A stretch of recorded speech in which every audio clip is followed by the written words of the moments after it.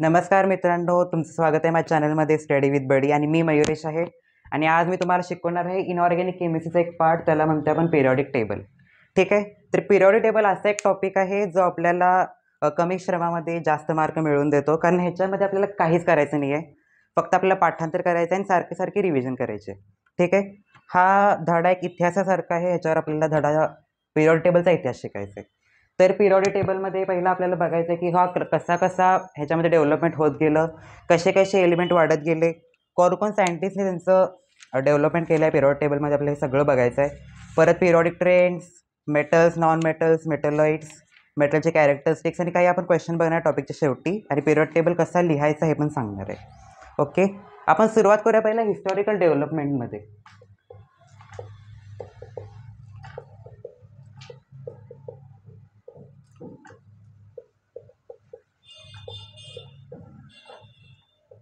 आता historical development म्हणजे काय, तर पिरियॉडिक टेबलची पूर्ण असते आपल्याकडे हिस्ट्री, कोण सायंटिस्ट त्यांचं कॉन्ट्रीब्युशन दिलं ते.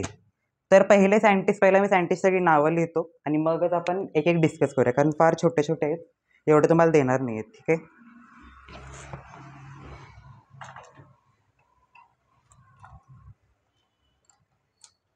तर पहिले सायंटिस्ट जे होते तर ते होते अँटोनी लवॉयझर. स्पेलिंग मिस्टेक असू शकते, तुम्ही करेक्ट करून घ्या. सेकंड होते ते प्राउस्ट हायपोथेसिस, त्यांच्या थेअरीला आपण हायपोथेसिस म्हणतोय. तिसरे होते ते डोबेरेनर.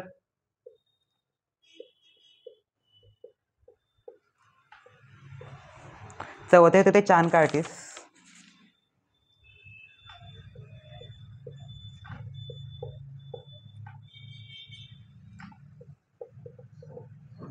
पाच नंबरला होते ते लॉदरमेयर.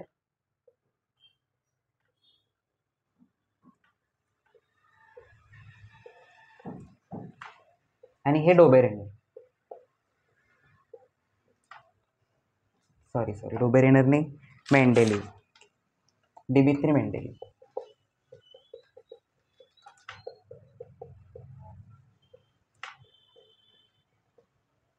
आणि सातव्या नंबरला जो पिरियॉडिक टेबल येतो तो आपण जो सध्या वापरतो त्यालाच आपण म्हणतोय मॉडर्न पिरियॉडिक टेबल.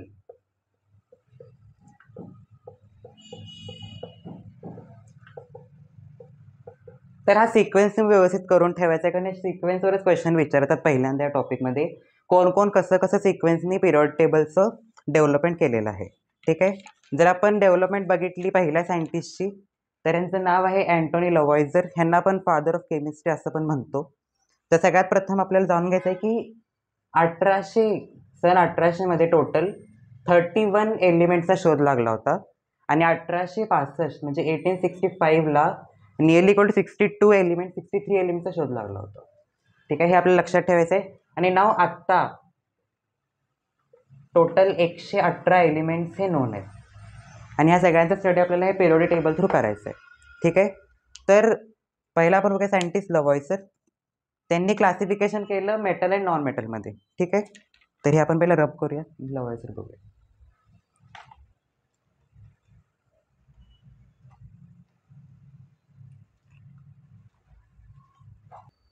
तर आता बघा अँटोनी लवॉयझर, तर ह्यांनी क्लासिफिकेशन केलं होतं बघा मेटल्स आणि नॉन मेटल्समध्ये.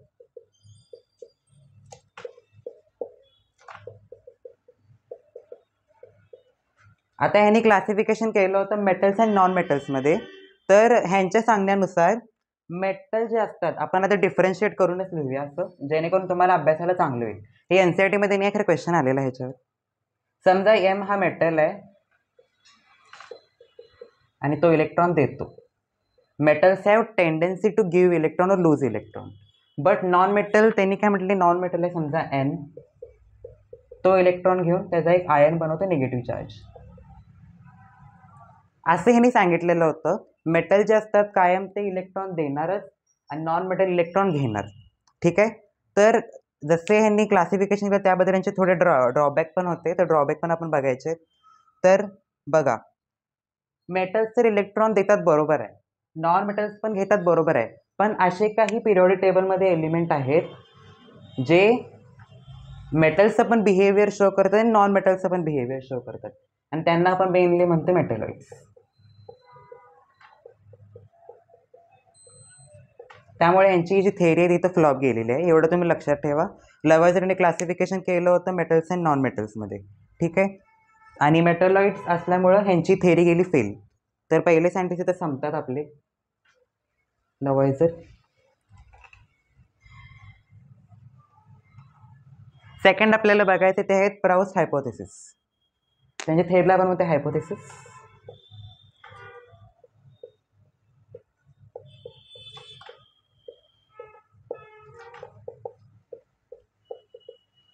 Proust hypothesis, okay.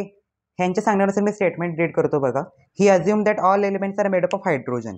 म्हणजे ह्यांच्या मतानुसार सगळे जे एलिमेंट आहेत ते हायड्रोजन पासून बनलेले आहेत. बघा first point, all elements are made up of hydrogen. मी H लिहितो, H2 हायड्रोजन, किंवा H पण लिहू शकतो, ओके. पण ह्यांचा पण ड्रॉबॅक असा येतो की जर सगळेच एलिमेंट हायड्रोजन पासून बनलेले असते त्यांचे ॲटॉमिक मास जे असते ते हायड्रोजनच्या म्हणजे सारखं आलं असतं. म्हणजे हायड्रोजन सारखं नाही, पण बघा क्लोरीन जो आहे त्याचा ॲटॉमिक मास आहे 35.5. 35 पर्यंत ठीक आहे, मानलं असेल की हायड्रोजनचं मास असतं 1H1, मास आहे 1. इथं पण मानलं असतं की 35 तर 35 हायड्रोजन पासून बनलं असं म्हटलं असतं. पण 0.5 आपण हायड्रोजनला तर हाफ कट करू शकत नाही ना, म्हणून ह्याचं जे ॲटॉमिक मास आहे 35.5 यायला लागलं आहे. म्हणजे ह्याच्यामुळे काय होते तर ह्यांची थेअरी फेल जाते. ह्यांनी काय म्हटलं प्रत्येक एलिमेंट हायड्रोजनपासून बनला आहे तर त्याचं मास पण हायड्रोजनच्या सारखं म्हणजे हायड्रोजनच्या मल्टिपलमध्ये यायला पाहिजे ना. 35 ठीक आहे, 35 हायड्रोजनपासून बनला आहे, पण 0.5ला आपण म्हणजे हायड्रोजनला आपण हाफ पार्टमध्ये कट करू शकत नाही जेणेकरून त्याचं मास 0.5 यावं. म्हणून त्यांच्यामध्ये ह्यांची पण थेअरी फेल गेलेली आहे. तर ड्रॉबॅक आपल्याला शिकायचं आहे, प्लस ह्यांनी काय काय सांगितलं हे पण शिकायचं आहे, कारण याच्यावर क्वेश्चन येतो आणि ह्यावेळी क्वेश्चन आलेला आहे 2025ला. आता जे आपले NCERTमध्ये आहे ते आहे सायंटिस्ट डोबेरिनस प्राइड.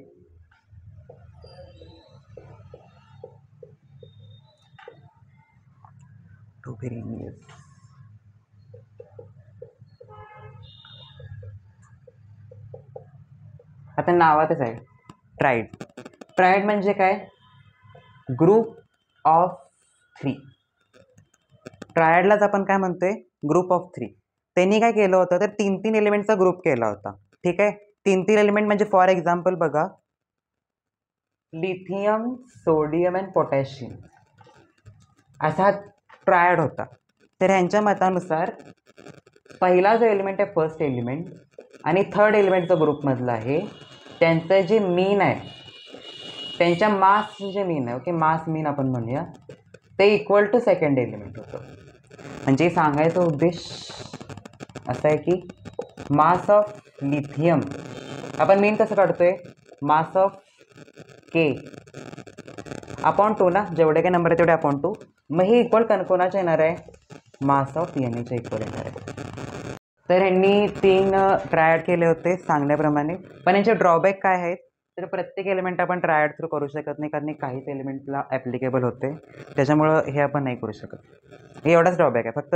आणि it is not applicable for DNF block element, कारण हे जे एलिमेंट आहेत ना ते फार वेगळे आहेत इतरांपेक्षा आणि ह्यांना कुठलंच काय ॲप्लिकेबल होत नाही. आपण पुढं बघणार आहे ते, ओके. लक्षात एवढं ठेवायचं की ह्यांनी काय केलं होतं, 3 ट्रायड केले होते. पहिला एलिमेंट, तिसरा एलिमेंट त्यांच्या मासचं मीन इक्वल टू येते दुसऱ्या एलिमेंटचं. पण हे DNF ब्लॉकला ते ॲप्लिकेबल होत नाही, प्रत्येक एलिमेंट आपण करू शकत नाही असं ट्रायडच्या स्वरूपात.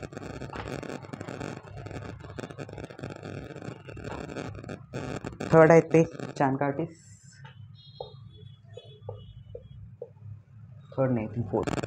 आता आपण डोबेरिनर बघितले, आता आपल्याला चौथे बघायचे चानकार्टिस.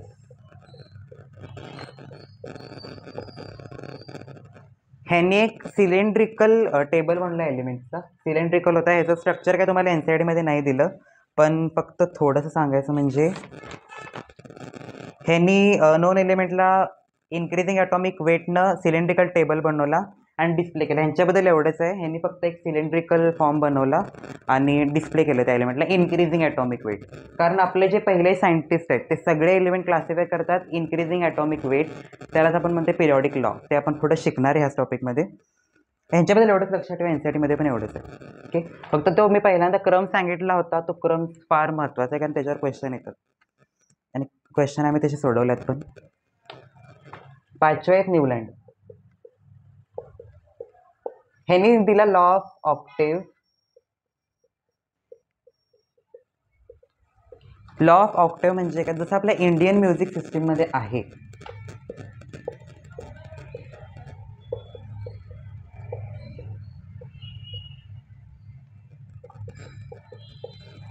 बघा, तुम्ही भरपूर गाणे ऐकले असतील. तर सा रे ग म प ध नि सा, तर हा पहिला सा आहे आणि हा 8वा.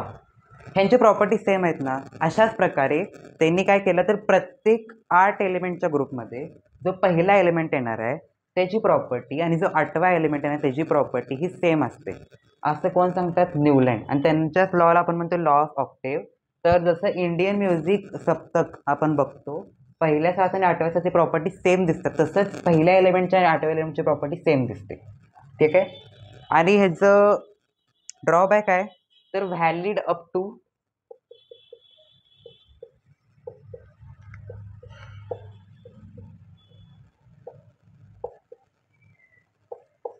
फक्त हे पहिल्या 20 एलिमेंटवरच ॲप्लिकेबल होतात, म्हणजे कॅल्शियमपर्यंत. का होतं कॅल्शियम? कारण because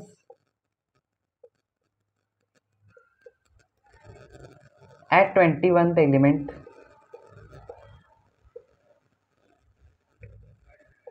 D block arrive. Okay, बघा का, तर 20 एलिमेंटमध्ये अंतर असते 8 एलिमेंटचं. पहिल्या आणि 8 एलिमेंटमध्ये 8 एलिमेंटचं अंतर असणार, पण मध्ये डी ब्लॉक आल्यानंतर ह्याचे 10 एलिमेंटांनी ॲड होणार, म्हणून टोटल पहिल्या ज्याची प्रॉपर्टी सेम असणार आहे तोच एलिमेंट आता 18व्या नंबरला असणार. ओके, कारण ह्याच्यामध्ये 20पर्यंत आपल्याला माहिती आहे की डी ब्लॉक येत नाही पहिल्या 20पर्यंत. 21 स्कॅन्डियमपासून डी ब्लॉक सुरू होतो, म्हणून 2 एलिमेंटमधलं अंतर हे 18 होतं. ठीक आहे, म्हणजे 18 एलिमेंट 2 एलिमेंटच्या मध्ये येतात, म्हणून हे जे आहे ते ॲप्लिकेबल होत नाही.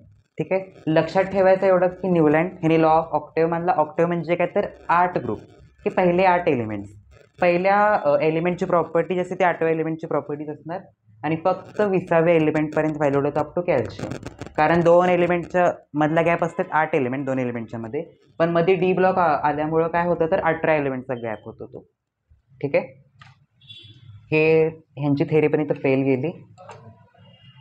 म्हणजे ही सगळी हिस्ट्रीच आहे, आपण बघायला लागलोय, आणि हे सगळा रट्टामार आहे. आणि तुम्ही जर रोजच्या वाचनामध्ये ठेवला तर तुम्हाला फार सोपं जाईल हे. ठीक आहे, तर पुढं आपण वेळेला लॉदरमेअर कर्व.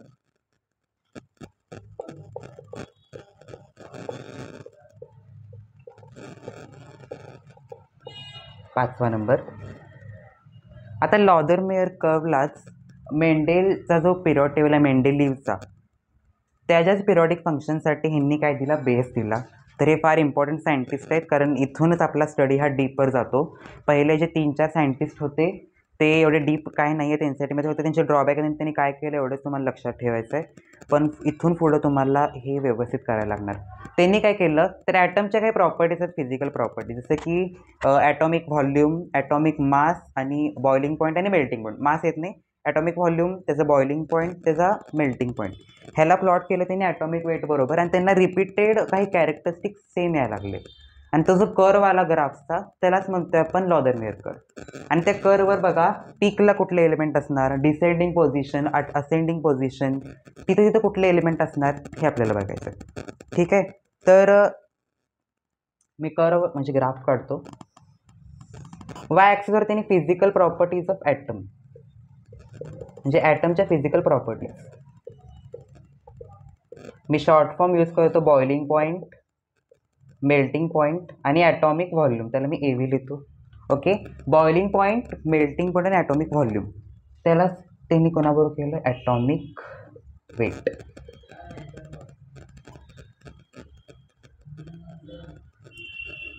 तर ह्यांना कर्व कसा मिळाला, तर हे बघा, काही असे पर्टिक्युलर इंटरवल नंतर ह्यांना असे पीक मिळाले, आणि हे जे इंटरवल दाखवतात सिमिलर प्रॉपर्टीज दाखवतात. ठीक आहे, तर ह्यांनी काय सांगितलं, जेव्हा आपण फिजिकल प्रॉपर्टीज ॲटमच्या फिजिकल प्रॉपर्टीज बरोबर आपण जेव्हा ॲटॉमिक वेट प्लॉट करतो ग्राफमध्ये त्यावेळी आपल्याला एक कर्व मिळतो. त्याच कर्वला आपण म्हणते लॉदरमेयर कर्व आणि हुडकून काढलात लॉदरमेयर यांनी म्हणून त्याचं आपण नॉमेनक्लेचर केले लॉदरमेयर कर्व. ठीक आहे. हे केल्यानं त्यांना काय मिळालं तर भरपूर कॅरेक्टरिस्टिक काय होतात रिपीटेड पॅटर्न्स येतात बघा. असे रिपीटेड पॅटर्न चालले आहेत इथं. म्हणूनच ह्यांचा जो आहे तो बेस आहे आपल्या मेंडेलिव्ह पिरियॉडिक टेबलचा. या कर्वमध्ये जे मोस्ट इलेक्ट्रोपॉझिटिव्ह एलिमेंट आपण ज्यांना म्हणतो अल्कली मेटल्स ते पीक पोझिशनला दाखवलेले आहेत की बघा. जसं की Li, Na, K, Rb. Lithium, sodium, potassium, rubidium. आणि जे अल्कलाईन अर्थ मेटल ते डिसेंडिंग पोझिशन. डिसेंडिंग म्हणजे काहीतरी इथून खाली पडायला आहे ना, डिसेंडिंग व्हायला लागलं. म्हणजे बघा अल्कलाईन अर्थ मेटल की beryllium, magnesium, calcium. Okay. Beryllium, magnesium, calcium दिसत नाही तुम्ही लक्षात ठेवा व्यवस्थित. थोडंसं मॅग्नेशियम, कॅल्शियम आणि बॅरियम एक असतो इथं. ओके. ही जर डिसेंडिंग पोझिशन. डिसेंडिंग पोझिशन म्हणजे इकडून ही डिसेंड व्हायला लागली ना, डिसेंडिंग पोझिशन. आणि जे मेटल ट्रान्झिशन मेटल ते बॉटम पार्ट इथं, जसे की सिलिकॉन, परत जर्मॅनियम, असे जे मेटलाइट होते ते बॉटम पार्टला. जेवढे काय म्हटलं तेवढे सगळे बॉटम पार्टला. Alkali metals top position, alkaline earth metals descending position. ठीक आहे. आणि असेंडिंग पोझिशनला होते ते इलेक्ट्रोनेगेटिव्ह एलिमेंट्स जसे की आपण त्यांना म्हणते हॅलोजन्स. ओके. क्लोरीन, ब्रोमीन आणि आयोडीन. लक्षात जरूर ठेवायचं आहे जेवढे मोस्ट इलेक्ट्रोनिगेटिव्ह एलिमेंट असतील ते असणार असेंडिंग पोझिशनला. मोस्ट इलेक्ट्रोपॉझिटिव्ह एलिमेंट जसे की अल्कली मेटल्स ते असणार टॉपला. डिसेंडिंग पोझिशन त्यांच्या खालीच बरोबर अल्कलाईन अर्थ मेटल. आणि एकदम बेसला असणार ते कोण मेटलाइट्स. ओके. किंवा ट्रान्झिशन मेटल्स जे आपण म्हणतो Zn, स्कॅन्डियम. ओके. अशा प्रकारे. ठीक आहे. ह्यांचा लॉदरमेयर कर्व. आणि ह्यांनीच काय सांगितलं तर the basis of curve Lothar Meyer proposed on this physical properties of element are periodic function of their atomic weight. बघा physical and chemical properties of element. बघा ना इथं फिजिकल प्रॉपर्टीज आपण प्लॉट केल्यात ना, त्या डायरेक्ट डिपेंड आपण कशावर असतात त्या ॲटॉमिक वेटवर असतात.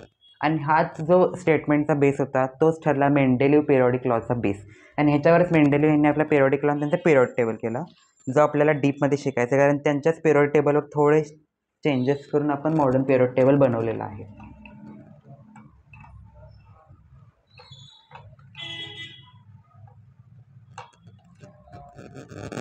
ओके.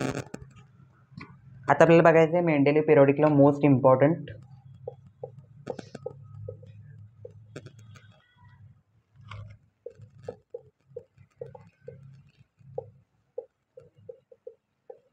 मेंडेलिव्ह पिरियॉडिक टेबल म्हणतात त्यालाच लॉ पण म्हणतात, नो प्रॉब्लेम.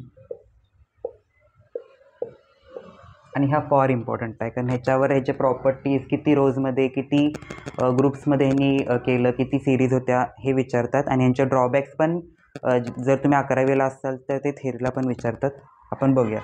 ओके. ह्यांचं स्टेटमेंट आहे. स्टेटमेंट बसवूया आपण इथं.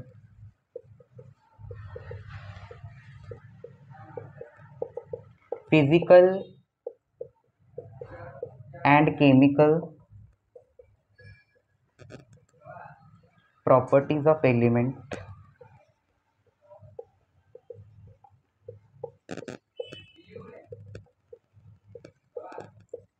are periodic function of atomic weight.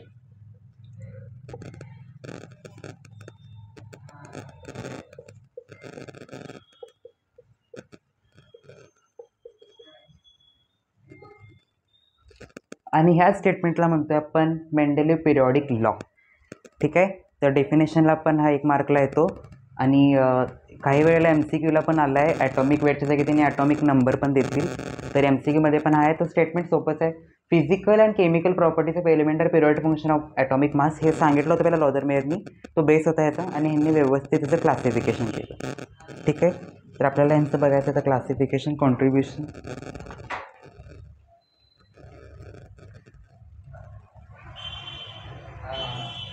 आता हे पहिले सायंटिस्ट होते ज्यांनी फार डीपमध्ये त्यांनी पिरियॉडिक टेबल बनवला बेस्ड ऑन ॲटॉमिक वेट आणि 63 एलिमेंट डिस्कवर होते. 63.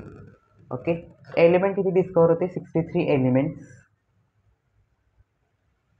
आणि ह्यांच्या पिरियॉडिक टेबलमध्ये ह्यांनी 7 पिरियड्स, त्याला त्यांच्या भाषेमध्ये त्यांनी सिरीज म्हटले होते, आणि 8 ग्रुप्स. 7 पिरियड्स आणि 8 ग्रुप्स असे व्यवस्थित पिरियड टेबलची मांडणी करणारे पहिले सायंटिस्ट होते मेंडेलीव. आणि त्यांच्या या पिरियॉडिक टेबलमुळेच आणि त्यांच्या या मांडणीमुळेच एलिमेंटची स्टडी करण्याची जी सोपी झाली, म्हणजे स्टडी करणं सोपं झालं. कारण आपण पिरियड टेबल बनवलंच होतं बघा, तर भरपूर सारे एलिमेंटची स्टडी, कारण एवढ्या 118 एलिमेंटची स्टडी, आपल्याला करता येणार नाही. म्हणून त्यांना एका ग्रुपमध्ये प्लेस केलं गेलं, आणि त्या एका मेटलची जर आपण प्रॉपर्टी स्टडी केली तर सगळ्या मेटलची पण सेमच असणार. तर ह्यांचा पिरियड टेबल थोडासा सक्सेसफुल झाला, बाकी कुठल्या सायंटिस्ट झाला नाही, कारण त्यांनी चुका भरपूर केल्या आणि त्या आपण ड्रॉबॅक्स बघितलेले आहेत. ठीक आहे, तर थोडंसं इथं एक आपण माइंड मॅपिंग थ्रू समजून घेऊया कसं कसं असतं, कारण हे फार किचकट होणार आहे. तर ग्रुप वाईज आपण जर बघितलं तर 8 ग्रुप असतात. 8 ग्रुपमधले पहिले 7 ग्रुप, 7 ग्रुप्स, त्याच्यामध्ये ए आणि बी क्लासिफिकेशन केलं गेलं. आणि जो 8वा ग्रुप होता, 8th ग्रुप, त्याच्यामध्ये ट्रान्झिशन मेटल्स.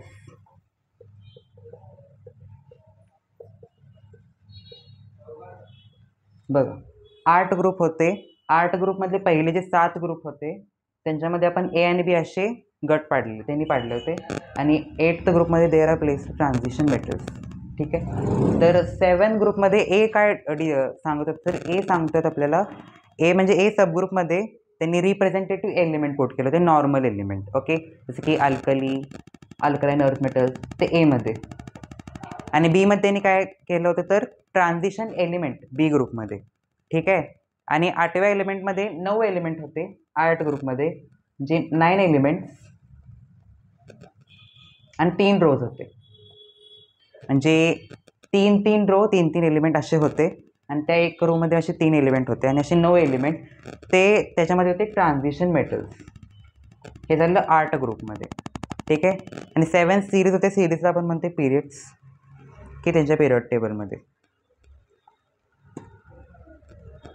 आणि त्यांनी हे सांगितलं की elements present in same group have same physical and chemical property. Group म्हणजे काय, तर तुमच्या पिरियड टेबलमध्ये पुढं आपण बघणार आहे, तर हे जे उभे कॉलम असतात पिरियड टेबलमध्ये ह्यांनाच म्हणते आपण ग्रुप्स. आणि या ग्रुप्समध्ये, ग्रुप म्हणजे फॅमिली असते, आपण जसं फॅमिलीमध्ये सगळे एकसारखे असतो, म्हणजे एकाच जेनेटिकसारखे असतो, तसंच हे जे असतात ग्रुप्स, त्यांच्यामध्ये जे काही एलिमेंट आहेत सगळ्यांची प्रॉपर्टी सेम असते. मग आपण बघितलं हॅलोजन फॅमिली, मग ती जेवढी काही फॅमिली आहे वरून खालीपर्यंत त्यांची प्रॉपर्टी सगळ्या A to Z सेम असणार. ठीक आहे, थोड्याफार डिफरंट त्यांच्या जी इलेक्ट्रोनिगेटिव्हिटी म्हणा, रिॲक्टिव्हिटीमध्ये म्हणा, तेवढंच फक्त, पण व्हॅलेन्स इलेक्ट्रॉन सेम असणार त्यांच्यामध्ये. ओके, तर यांनी सांगितलेलं ह्यांच्या पिरियड टेबलची मांडणी आपण बघितली, 8 ग्रुप्स आणि 7 पिरियड्स. ओके, आणि 8 ग्रुप आणि 7 पिरियड्स. आणि पहिल्या 7 ग्रुपला आपण ए आणि बीमध्ये डिवाईड केलं होतं.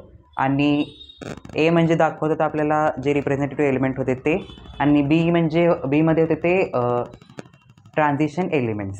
आणि जो 8th एलिमेंट होतं त्याच्यामध्ये ट्रान्झिशन मेटल्स आपल्याला दाखवलेलं, आपण सगळं बघितलं आहे ते.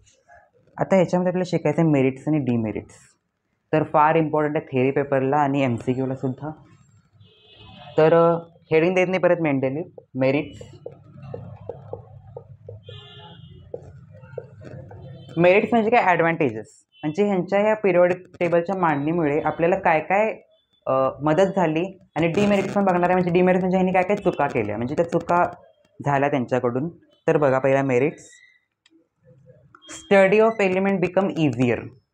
आता ग्रुप वाईज आपण जर क्लासिफिकेशन केलं तर पहिल्या जेवढ्या काही आपण सायंटिस्ट बघितलेत तर त्यांनी असं ग्रुप वाईज क्लासिफिकेशन नाही केलं, म्हणून त्यांचे जे एलिमेंट आहेत ते आपण व्यवस्थित स्टडी नाही करू शकलो. पण यांनी जे ते ग्रुप आणि पिरियड व्यवस्थित क्लासिफाय करून व्यवस्थित कॉन्सन्ट्रेटेड पिरियडिक टेबल देऊन आपल्याला study of element become easier. Second आहे प्रिडिक्शन ऑफ एलिमेंट, मी लिहितो पहिला. सेकंड आहे प्रिडिक्शन ऑफ एलिमेंट.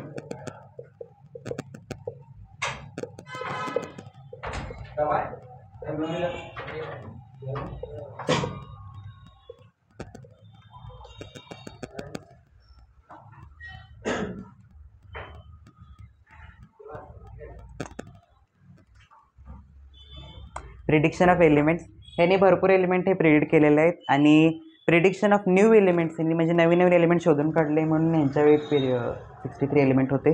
सुरुवात आपण 31 पासून केलेली, आता 118 आहेत, त्यांच्या वेळी 63 होते. ठीक आहे. आता काही एलिमेंट होते ज्यांचे पोझिशन ही प्रॉपर्टीज डिस्कवर व्हायच्या आधीच मेंडेलिव्ह यांनी काय केलं होते बघा, इथं आपण मेंडेलिव्ह थोडी दिलं.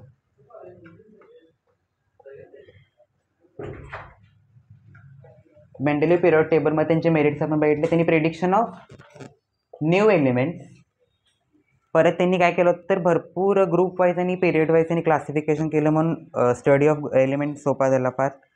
त्यानंतर आपण बघितलं काय तर पोझिशनली प्रॉपर्टीज. आता बघूया पोझिशनली प्रॉपर्टीजवर. तिसरं आहे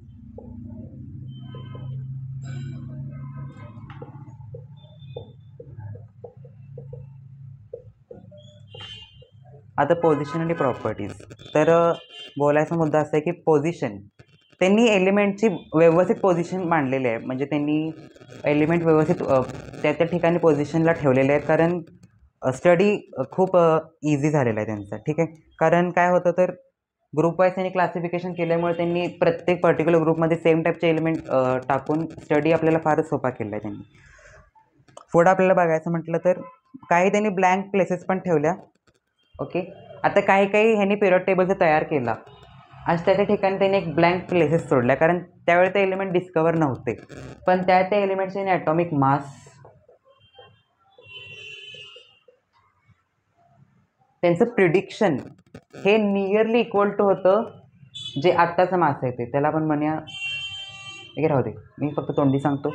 ॲटॉमिक मास त्यावेळी त्यांनी जे प्रिडिक्ट केलं, म्हणजे इथे एलिमेंट कुठला त्यांनी शोधून काढला नाही आहे, इथं अजून त्यांनी ब्लँक स्पेसेस सोडल्यात, पण त्यांचे जे प्रॉपर्टीज, त्यांचे ॲटॉमिक मास त्यांनी जे प्रिडिक्ट केलं होतं नियरली इक्वल टू त्यांनी आत्ता जे मॉडर्न टाईपचे सायंटिस्टनी जे मास शोधून काढलं त्याच्या इक्वल होतं. म्हणजे त्यांचं प्रिडिक्शन बघा किती स्ट्रॉंग होतं. आणि त्यांनी असे ब्लँक स्पेसेस सोडले. आता आपण इथं जागा पूर्ण नाही केली.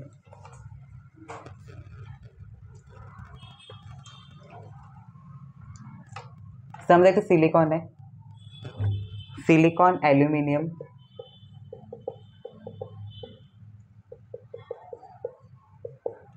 तर इथं वरती जे एलिमेंट आहेत आणि खाली ब्लँक स्पेसेस सोडलेले होते, कारण यांच्या खालचे एलिमेंट अजून डिस्कवर झाले नव्हते. तर ह्याच एलिमेंटला त्यांनी तात्पुरतं टेम्पररी नाव दिलं होतं एका सिलिकॉन, आणि ह्याला दिलं होतं एका aluminium.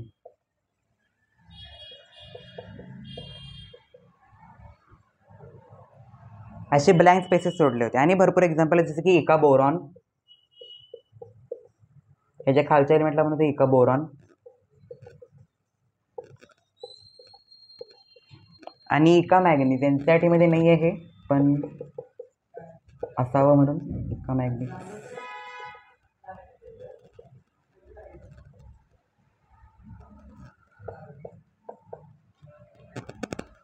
Silicon, aluminium, boron, manganese हे सगळे एलिमेंट्स डिस्कवर झाले होते, पण त्यांच्या खाली जे एलिमेंट आहेत त्यांची डिस्कवरी झाली नव्हती. म्हणून जो वरचा एलिमेंट आहे त्याचंच नाव, त्याला पुढे त्यांनी इका लावलं, इका सिलिकॉन, इका ॲल्युमिनियम, इका बोरॉन, इका मॅग्नीज. आणि नंतर ज्यावेळी ते एलिमेंट शोधले गेले त्यावेळी त्यांचं नाव ठेवलं गेलं. आपल्याला माहिती आहे सिलिकॉनच्या खाली असतं जर्मॅनियम,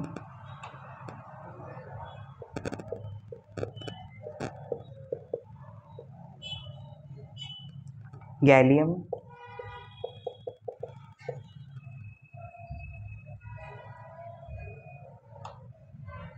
स्कँडियम आणि टेक्निटियम. त्याला आपण म्हणूया टेक्निटियम.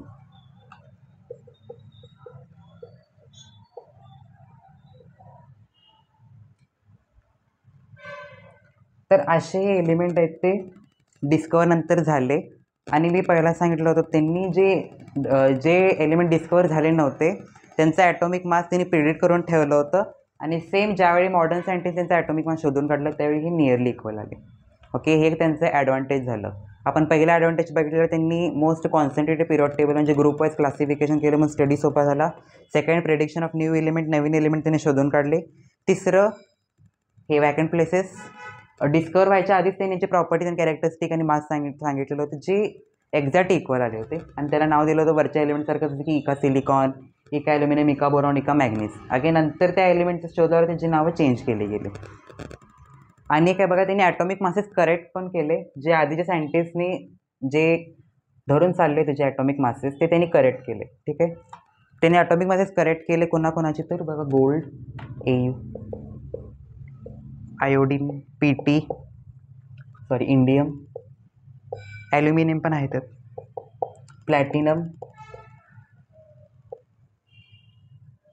आणि बेरिलियम. हे जे काही एलिमेंट आहेत आणि युरेनियम एक, हे जे सगळे एलिमेंट आहेत त्यांचे ॲटॉमिक मास यांनी करेक्ट केलेले आहेत. म्हणजे जे इनकरेक्ट होते ते त्यांनी करेक्ट केले. आणि जे आपण आता मशिनरीने यूज करून जे आपण मोजतोय ते नियरली इक्वल आहेत. म्हणजे काही प्रेडिक्शन हे भरपूर ॲक्युरेट आलेले आहे.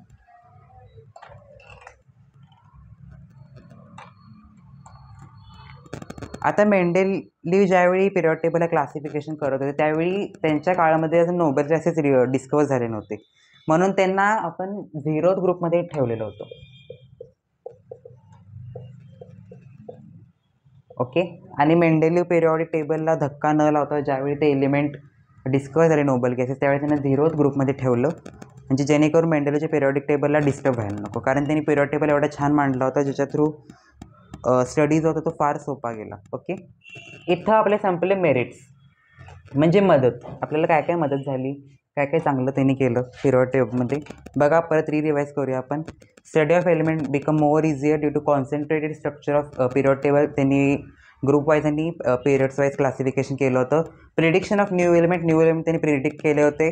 तिसऱ्या तर त्यांनी ब्लँक प्लेसेस सोडले होते जे एलिमेंट डिस्कवर झाले नव्हते आणि त्यांचे ॲटॉमिक मासेस त्यांचे कॅरेक्टरिस्टिक त्यांनी प्रिडिक्ट केले होते. जसं की इका सिलिकॉन, त्यालाच म्हणते आपण जर्मॅनियम, गॅलियम, स्कॅन्डियम आणि टेक्निडियम. ओके, आणि काही एलिमेंटचे त्यांनी ॲटॉमिक मास जे इनकरेक्ट होते ते त्यांनी करेक्ट केले होते, जसं की युरेनियम, इंडियम, प्लॅटिनियम, गोल्ड. हे एलिमेंट तुम्हाला पार्ट पाहिजे कारण ह्याच्यावर क्वेश्चन भरपूर विचारतात. आणि नोबेल केसेस डिस्कवर झाले नव्हते म्हणून त्या काळी त्यांना 0th ग्रुपमध्ये पुट केलं जेणेकरून मेंडेलीवचा पिरियड टेबल डिस्टर्ब व्हायला नको. आता मेन पॉईंट होतो डिमेरिट्स. यांच्याकडून झालेल्या चुका.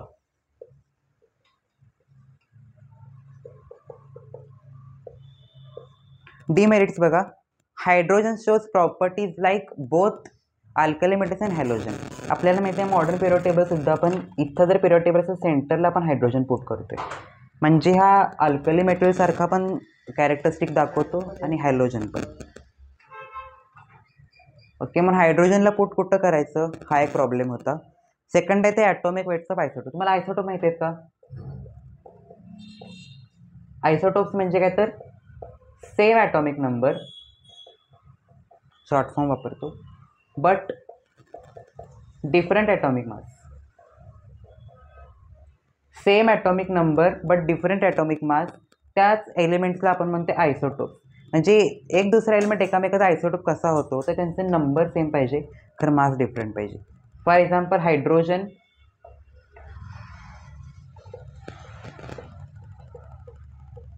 आणि ड्यूटेरॉन, ह्या दोघांचे नंबर एकच आहे 1, तर ह्याचा मास आहे 1 आणि ह्याचा मास आहे 2. तर ह्याला म्हणतो आपण आयसोटोप. आता आपण आपल्या मॉडर्न पिरियड टेबलमध्ये जर बघितलं तर आयसोटोपचा नंबर आपण मॉडर्न पिरियड टेबल तर नंबरच्या थ्रू सगळा बनलेला आहे. म्हणजे ॲटॉमिक नंबरला आपण जास्त महत्त्व दिलं ॲटॉमिक मासला सोडून. तर आयसोटोप जे आहेत ते सेम ॲटॉमिक नंबर पण ॲटॉमिक नंबर सेम असल्यामुळं ते एकाच ब्लॉकमध्ये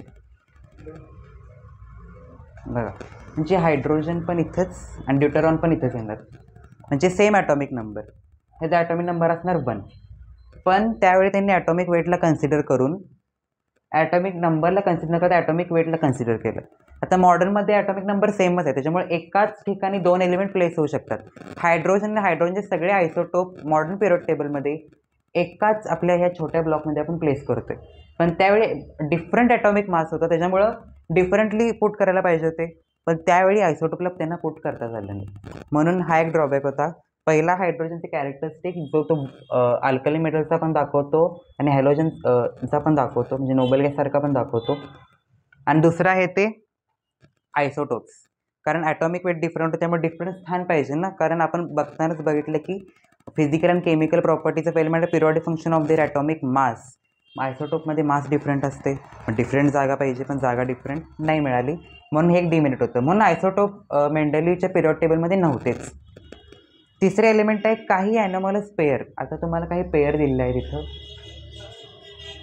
आता मेंडेलिव्ह यांनी म्हटलं की एलिमेंट जे आपण अरेंज केले ते इन्क्रीजिंग ॲटॉमिक मासने केलेले आहेत, पण असे काही एलिमेंटचे पेअर मिळतात ज्याच्यामध्ये डिक्रीजिंग ॲटॉमिक मास झालेला आहे. म्हणजे इथे इन्क्रीज ॲटॉमिक मास होते, खरं इथं थोडंसं कमी होते, परत इन्क्रीज होते, असे काही पेअर्स दिलेले आहेत. ठीक आहे, तर हे ते पेअर्स.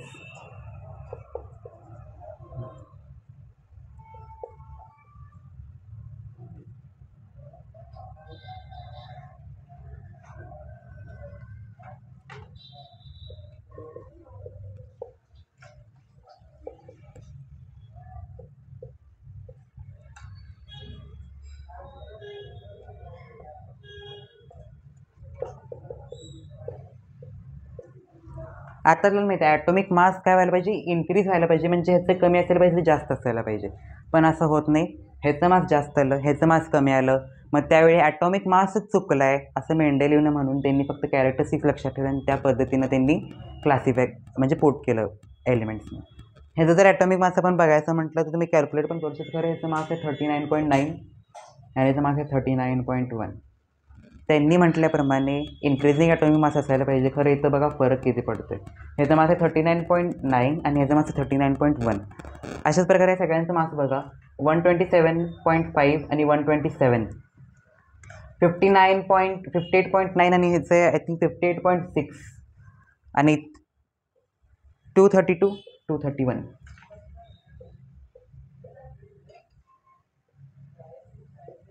बघा प्रत्येक वेळी इथं ॲटॉमिक मास या पेअर्समध्ये एक पेअर आहे नाही, या पेअरमध्ये डिक्रीज व्हायला लागलं आहे. म्हणजे इथं मग त्यांनी ॲटॉमिक मासच चुकीचे तसं कन्सिडर करून त्यांनी फक्त कॅरेक्टरिस्टिक आणि त्यांचे कॅरेक्टरिस्टिकच बघितले आणि मग असं त्यांना पुट केलं. हे पण चूक होती. नेक्स्ट चूक आपण बघणार आहे, तर सेम एलिमेंट आहे जे सेम कॅरेक्टरिस्टिक दाखवतात त्यांना वेगळ्याच ग्रुपमध्ये प्लेस केलं. ओके, मेरिट्समध्ये आपण काय बघितलं तर त्यांनी सांगितलं की प्रत्येक एलिमेंट जो ग्रुपमध्ये आहे ग्रुप वाईज सगळे एलिमेंटची प्रॉपर्टी किंवा कॅरेक्टरिस्टिक सेम असते. पण जर आपण बघितलं प्लॅटिनम आणि गोल्ड ते त्यांनी वेगळ्याच ग्रुपमध्ये कोट करून टाकलं, कारण हे आता ट्रान्झिशन मेटल आहेत ना, मग त्यांना एकाच ग्रुपमध्ये ठेवायला पाहिजे, पण नाही त्याने वेगळ्या ग्रुपमध्ये ठेवलं. आणि ह्यावेळी त्यांनी काय केलं, त्यांचं ॲटॉमिक मास कन्सिडर केलं पण प्रॉपर्टीज कन्सिडर नाही केल्या. मागच्या डिमेरिटमध्ये त्यांनी प्रॉपर्टीज कन्सिडर केल्या होत्या, ओके, ॲटॉमिक मास नाही. पुढचं आहे तर आणि सेम प्रॉपर्टीच्या एलिमेंटला डिफरंट ग्रुपमध्ये आणि डिफरंट प्रॉपर्टीच्या एलिमेंटला सेम ग्रुपमध्ये असं त्यांनी कन्सिडर केलं होतं. तसं बघा CU, AG आणि AU. हे AU मगाशी झालं आहे तरी पण आपण घेऊया. आणि Na आणि K तर कॉपर, सिल्वर आणि गोल्ड हे जे एलिमेंट आहेत त्यांची डिफरंट प्रॉपर्टी ना ह्यांच्यापेक्षा, आणि अल्कली मेटल्स आहेत आणि ट्रान्झिशन मेटल्स आहेत, पण सेम ग्रुपमध्ये आणि यांचं कॉन्फिगरेशन इलेक्ट्रॉनिक कॉन्फिगरेशन जे असतं ते NS1 असतं, म्हणून यांना काय केलं त्यांनी एकाच ग्रुपमध्ये प्लेस केलं. पण प्रॉपर्टीज किती डिफरंट आहेत बघा, हे किती मोर रिॲक्टिव्ह असतात आणि रिॲक्टिव्ह ट्रान्झिशन असतात ना हे, म्हणजे इथं प्रॉपर्टीज त्यांनी कन्सिडर न करता त्यांनी कॉन्फिगरेशन भर दिलेलं आहे. म्हणजे डिफरंट प्रॉपर्टीज एलिमेंट सेम ग्रुपमध्ये आणि सेम प्रॉपर्टीज मग डिफरंट ग्रुपमध्ये असं त्यांनी क्लासिफिकेशन केलं आहे, त्यामुळे हा पण एक डिमेरिट होता. परत पुढचा डिमेरिट लॅन्थेनॉइड्स. त्यानंतर लॅन्थेनॉइड्स हे 3A आणि 3B और 3B, ओके, ह्या ग्रुपशी रिलेटेड आहेत ते त्यांना माहीत नव्हते लॅन्थेनॉइड्स.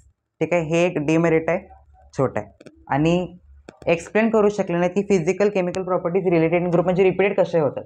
आपण लॉदरमेयर कर्वमध्ये आपण बघितलं की काही कॅरेक्टरिस्टिक जसं ते रिपीटेड होतात या ग्राफमध्ये कर्वमध्ये, पण ते का होतात, कशामुळे होतात ते हे नाही सांगितलं, म्हणून इथं यांचं एक अनेक डिमेरिट आहे.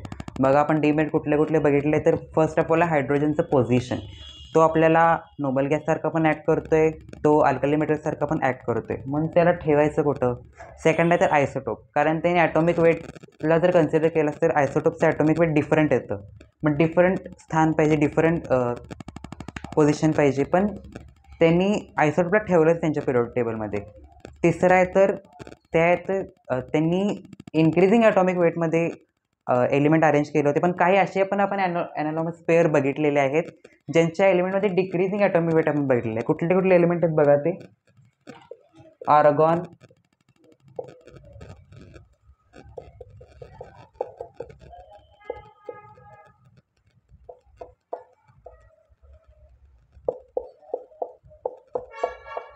हे एवढे ते पेअर होते. ओके, ह्याच्यावर पण क्वेश्चन फार इम्पॉर्टंट येतात. असे पेअर देतात आणि कुठल्या कुठल्या एलिमेंटमध्ये मेंडेलिव्हचं डिमेरिट आहे ते ओळखा म्हणतात, तर तुम्हाला पेअर पण करता आले पाहिजे. किंवा असं देऊन मार्क्स कोणात जास्त ते पण विचारतात. तर ट्रिक लावून लक्षात ठेवा, तुम्हाला मी ट्रिक देणार आहे चॅप्टरच्या शेवटी सगळ्या. इथं आपले डिमेरिट आणि पुढचा डिमेरिट आहे तर काहीचे प्रॉपर्टीज सेम होते, पण त्यांना डिफरंट ग्रुपमध्ये बसवलं, कारण त्यावेळी त्यांनी ॲटॉमिक मासला कन्सिडर केलं होतं. आणि काही एलिमेंटचं कॉन्फिगरेशन सेम येते, म्हणून खरं प्रॉपर्टीज डिफरंट आहेत, तर अशा एलिमेंटला त्यांनी सेम ग्रुपमध्ये ठेवलेलं होतं. आणि तिसरं आहे तर त्यांच्या फिजिकल प्रॉपर्टीज, केमिकल प्रॉपर्टीज ज्या पिरियड टेबलमध्ये रिपीट होतात, त्या रिपीट का होतात हे त्यांनी नाही सांगितलं. म्हणून मेंडेलिव्हचं पिरियड टेबल फ्लॉप तर नाही झाला पण म्हणू शकत, कारण त्यांच्या पिरियड टेबलवर थोडाफार आपला मॉडर्न पिरियड टेबल आणि मॉडर्न पिरियडिक लॉ हा येतो. त्याच्यामुळं ह्यांनी जे आत्तापर्यंत सगळ्यात कॉन्सन्ट्रेटेड आणि सगळ्यात चांगला जो पिरियड टेबल बनला तो ह्यांनी बनवला, कारण त्यांच्यामुळेच आपल्याला स्टडी हा फार सोपा झाला आहे. Okay, first scientist to classify असा एक क्वेश्चन येतो. The first scientist to classify period table into group and periods, हे त्यावेळी तुमचा आन्सर असणार आहे मेंडेलिव्ह. ओके, कारण पहिले जे 3 सगळे सायंटिस्ट होते त्यांच्या theories up to 20 element 30 element, आणि त्यावेळी नंबर पण कमी होता, आणि त्यावेळी त्यांनी प्रॉपर्टीज ॲटॉमिक वेट हे त्यांनी कन्सिडरच केलं नव्हतं, मग चुका भरपूर निघाल्या. ओके, आता आपण बघणार आहे मॉडर्न पिरियडिक टेबल, जो आपला कोर पार्ट असणार या टॉपिकचा.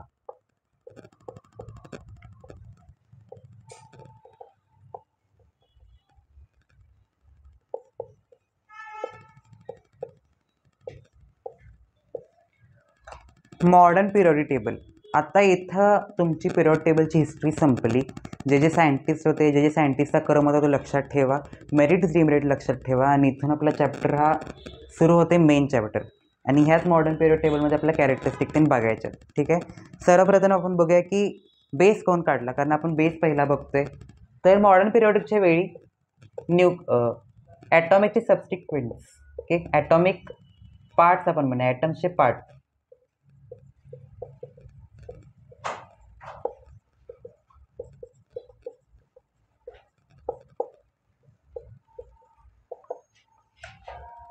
ॲटमचे पार्ट हे डिस्कवर होते, जसे की प्रोटॉन,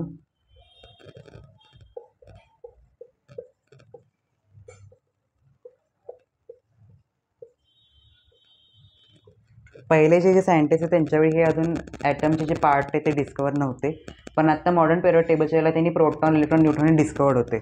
म्हणून सायंटिस्टचं नाव आहे मोस्ले. ह्यांनी काय केलं तर एक्सरे डिफ्रॅक्शन,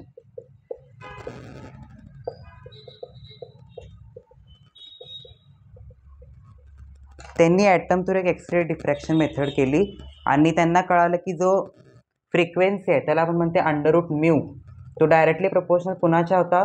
ॲटॉमिक नंबर.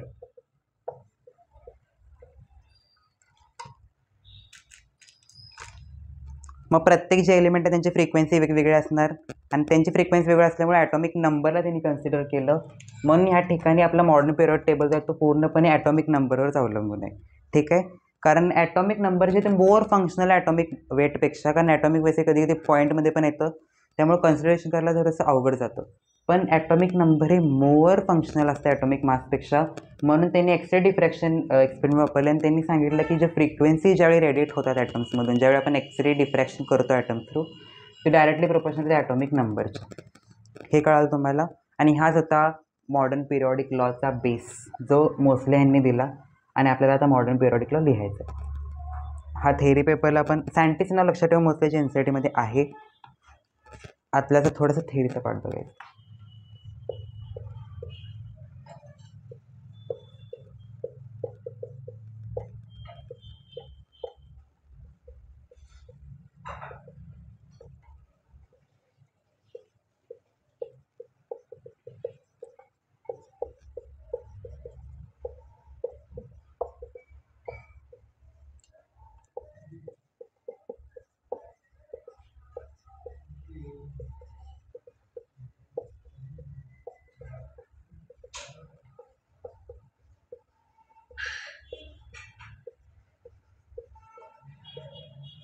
हाच आहे modern periodic law. The physical and chemical properties of element are periodic function of their atomic number. इथं पण क्वेश्चन MCQ आणि थेरीला दोनला येतो. State the periodic modern periodic law, state the Mendeleev periodic law question येतात. आणि MCQला पण इथं नंबरच्या जागी तुम्हाला दिवसात मार्क्स आणि तुमचं चुकू शकतं. त्यामुळे लक्षात ठेवा मॉडर्न पिरियॉडिक लॉ हा डिपेंड आहे नंबरवर. कारण जी फ्रिक्वेन्सी होती एलिमेंटची ती डायरेक्टली प्रोपोर्शनल कोणाला आली होती तर एलिमेंटला आली, नंबरला आली होती एलिमेंटची फ्रिक्वेन्सी.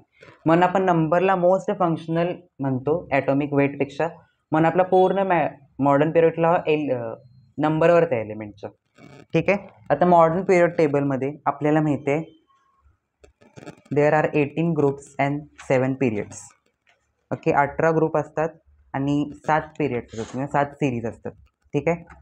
आणि ह्या 18 ग्रुपमध्ये भरपूर ब्लॉक असतात. हे 4 ब्लॉक असतात, S block, P block, D block आणि F ब्लॉक. असे 4 ब्लॉक्स, 18 ग्रुप, 7 पिरियड आपल्याला टोटल इथे शिकायचे. आणि आपण पिरियॉडिक टेबल ड्रॉ करायला पण शिकणार आहे आणि एलिमेंटची ट्रिक पण शोधणार आहे आपण. ठीक आहे. तर मॉडर्न पिरियड टेबलमध्ये आपल्याला आता 4 ब्लॉक मिळतात. S, P, D, F असे 4 ब्लॉक मिळतात. ठीक आहे. मॉडर्न पिरियड टेबलमध्ये 4 ब्लॉक मिळतात. S ब्लॉकची प्रॉपर्टीज आपण डीपमध्ये बघणार आहे, Pची बघणार आहे, Dची बघणार आहे आणि Fची पण बघणार आहे आपण. ठीक आहे. तर सुरुवात करूया आपण S ब्लॉक एलिमेंटमध्ये. ह्याची सुरुवात करायच्या आधी मी सांगतो की मॉडर्न पिरियड टेबलच्या वेळी total 118 elements are known. Out of these 92 are naturally occurring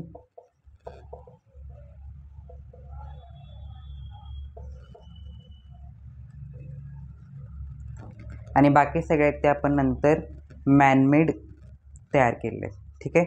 man-made element जे युरेनियम नंतर येतात त्यांना सगळं म्हणतात ट्रान्स युरेनियम. युरेनियमच्या नंतर जेवढे काही एलिमेंट आहेत त्यांना म्हणतात आपण ट्रान्स युरेनियम एलिमेंट. आणि ते सगळे कसे आहेत तर मॅनमेड आहेत. ठीक आहे. आणि ह्या मॅनमेड एलिमेंटमध्ये काही जे आहेत ते रेडिओ ॲक्टिव्ह पण आपल्याला पाहायला मिळतात. ह्यांच्या थ्रू रेडिएशन येतात. त्यामुळे रेडिओ ॲक्टिव्ह एलिमेंट पण आपण मॅनमेडच घेतो कारण हे सगळे मॅनमेड एलिमेंट आहेत. ठीक आहे. आणि ह्या युरेनियमच्या ओरमध्ये आपल्याला नेपच्युनियम,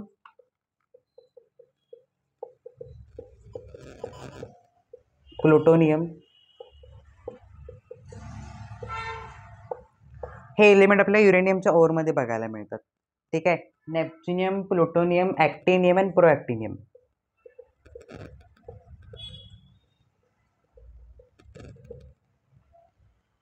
हे आपल्याला पीच ब्लेंडमध्ये क्वेश्चन असतोय the neptunium, plutonium, actinium, protactinium are found in pitchblende and ore of uranium स्टेटमेंटला.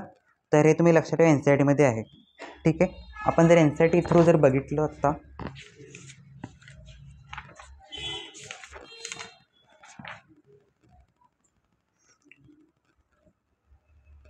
हे आपल्याला एलिमेंट जे आहेत ते ह्याच्या ओरमध्ये पाहायला मिळतात. ठीक आहे. आता जसं जसं आपण बघितलं ॲटॉमिक नंबर जो असतो तो इक्वल टू असतो न्यूक्लिअर चार्जवर. जसं की जेवढा त्याच्यावर न्यूक्लिअर चार्ज म्हणजे न्यूक्लिअर चार्ज म्हणजे नंबर ऑफ प्रोटॉन तेवढाच त्याचा ॲटॉमिक नंबर असणार. ठीक आहे. तर मॉडर्न पिरियड टेबल आपण long form of periodic law म्हणतोय ज्याच्यामध्ये आपल्याला टोटल 18 ग्रुप आणि 7 पिरियड आपल्याला पाहायला मिळतात. प्रत्येक ग्रुपमध्ये प्रॉपर्टीज ते सेम असतात. ओके. हे बघा व्हर्टिकल कॉलम त्यालाच म्हणतो आपण groups.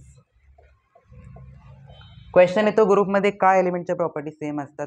Because the valence shell number of electron in valence shell are equal आणि इक्वल इलेक्ट्रॉन जास्त असतं म्हणून ह्यांच्या प्रॉपर्टी सेम असतात कारण इलेक्ट्रॉनवरच जास्त डिपेंडेंट आहे. ओके. म्हणून यांच्या पूर्ण ग्रुपच्या प्रॉपर्टी सेम असतात म्हणून यांना एकाच ग्रुपमध्ये आपण ठेवतो आणि त्यांनाच आपण म्हणतो फॅमिलीज. ओके. आता नॉमेनक्लेचर कसं करायचं ते आपण नंतर बघूया. आता 7 पिरियड असतात आणि प्रत्येक पिरियडमध्ये पिरियड म्हणजे कसं हे पण तुम्हाला मी सांगतो. हॉरिझॉन्टल कॉलम,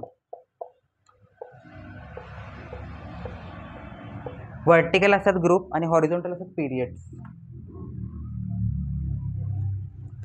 तर पिरियड्समध्ये टोटल एलिमेंट किती तर आपल्याला बघायला माहिती आहे की फर्स्ट पिरियड, सेकंड,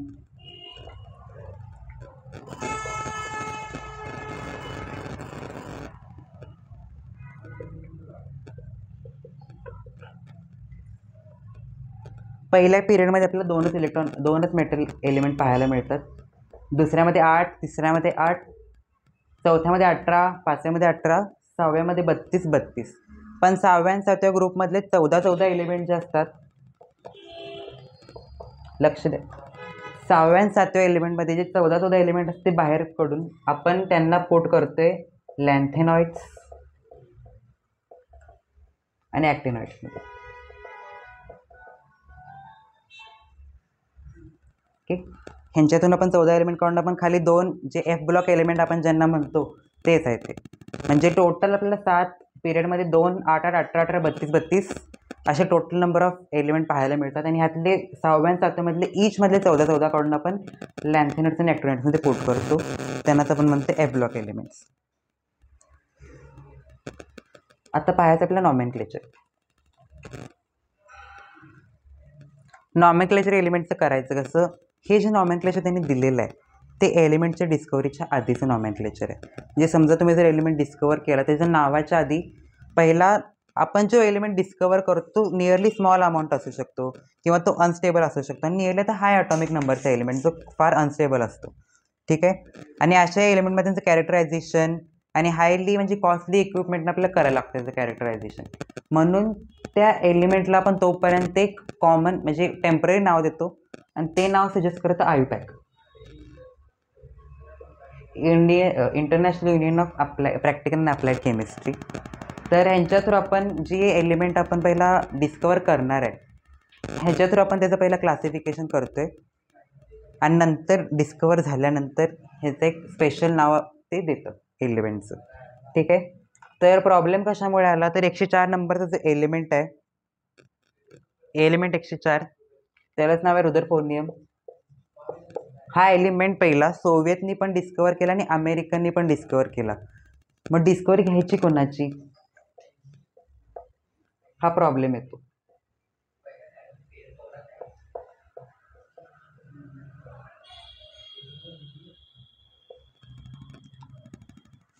तर बघा, सोव्हिएतनी नाव दिलं ना किचाटोनियम आणि अमेरिकन नाव दिलं रुदरफोर्डियम. तर पहिला डिस्कवरी नाव कोणाच द्यायचं? तर आता साहजिक आहे, ह्याला 104ला नंबर दिला आहे, आपण नाव दिले रुदरफोर्डियम आणि किचाटोनियम नाही दिलं, तर ह्याच पद्धतीने आपल्याला नॉमेनक्लेचर करायला यायला पाहिजे.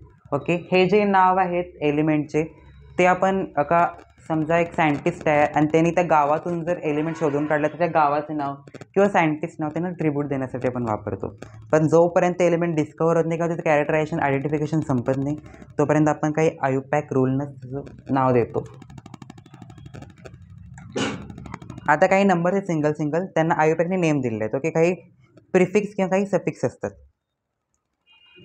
1 ते 10 पर्यंत, 0 ते 10 पर्यंत, 9 पर्यंत असतात. 0ला आपण म्हणतोय nil, un, bi, tri, quad, pent, hex, hept, oct आणि इन.